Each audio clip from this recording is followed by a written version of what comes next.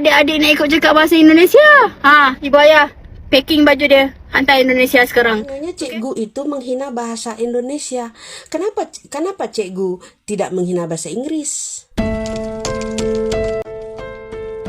Masih ingat dengan seorang cikgu di Malaysia yang sempat viral karena kesal melihat muridnya menggunakan bahasa Indonesia dalam karangan sekolah? Dalam bahasa Melayu ada perkataan teman.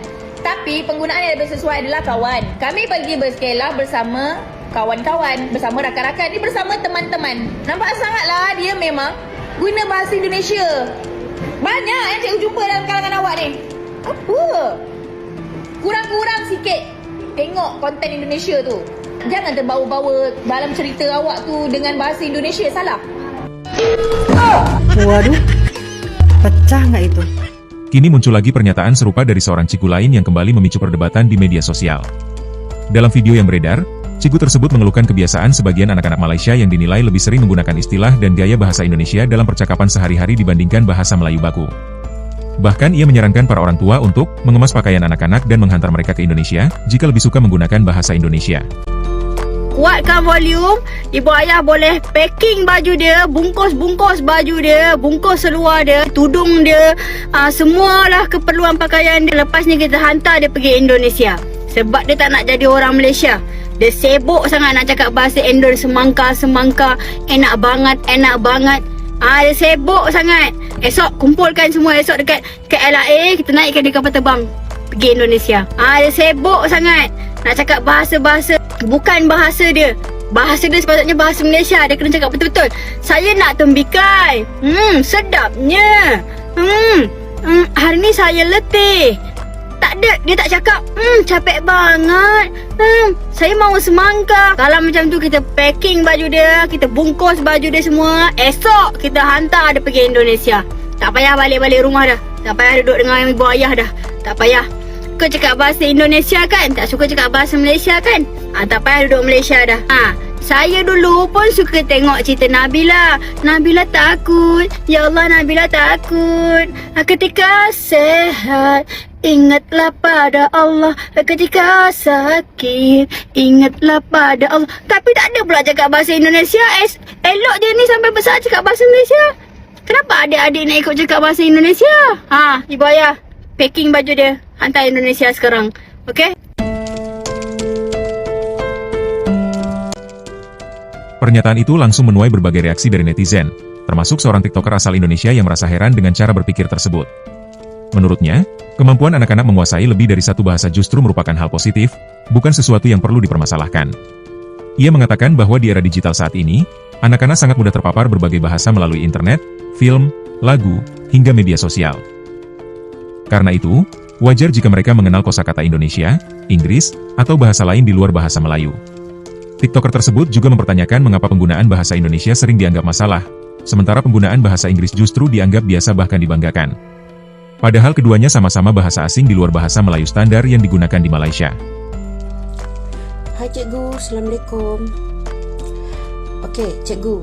Cikgu kan protes lah kan sebab budak-budak di Malaysia tu pandai cakap Indonesia. So cikgu cakap bila budak-budak ni bercakap pakai bahasa Indonesia, cikgu ajak ibu bapa packing dia orang punya baju, kumpul dekat KLIA, hantar dia orang pergi Indonesia. Macam mana pula ketika cikgu mendengarkan anak-anak murid cikgu atau anak cikgu sendiri menggunakan bahasa Inggris bukan bahasa Melayu Malaysia, terfikir tak cikgu nak ajak ibu bapa mereka atau cikgu sendiri berkumpul dekat KLI, before itu cikgu packing dulu pakaian diorang, lepas tu hantar pergi Inggeris, nak buang anak pergi Inggeris sebab diorang cakap bahasa Inggeris. Pernah tak cikgu terfikir macam tu? Maknanya cikgu itu menghina bahasa Indonesia. Kenapa cikgu tidak menghina bahasa Inggris? Sedangkan bahasa Indonesia itu sangat mudah untuk kita pahami. Sedangkan bahasa Inggris ni lain tulisan dia, lain pula makna dia, lain pula cara baca.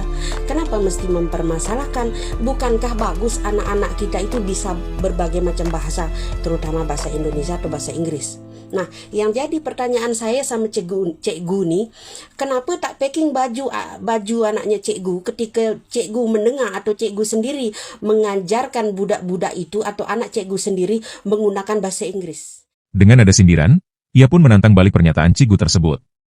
Jika anak-anak yang menggunakan bahasa Indonesia disuruh pergi ke Indonesia, maka menurutnya logika yang sama seharusnya juga berlaku bagi anak-anak yang sering menggunakan bahasa Inggris untuk dihantar ke Inggris. Pernah tak terpikir di otaknya cikgu itu? Maaf saya cakap otak agak kasar ya, tapi inilah language saya. Pernah tak terpikir di otak cikgu tu, packing baju anak cikgu, hantar pergi ke LAA, lalu go, hantar, buang pergi Inggris. Pernah tak terpikir macam tu? So, kenapa cakap dengan orang ramai dekat publik, cikgu cakap jom kita ramai-ramai packing baju budak-budak tu hantar pergi Indonesia? Logik tak cikgu? Seorang cikgu mengatakan hal seperti itu. Ketika anak-anak cikgu atau anak-anak murid cikgu menggunakan bahasa Indonesia di Malaysia, kenapa nak dihantar pindah atau halau duduk pergi Indonesia? Tapi time cikgu dengar dorang tu bercakap pakai bahasa Inggeris, kenapa cikgu tak nak halau dorang pergi Inggeris?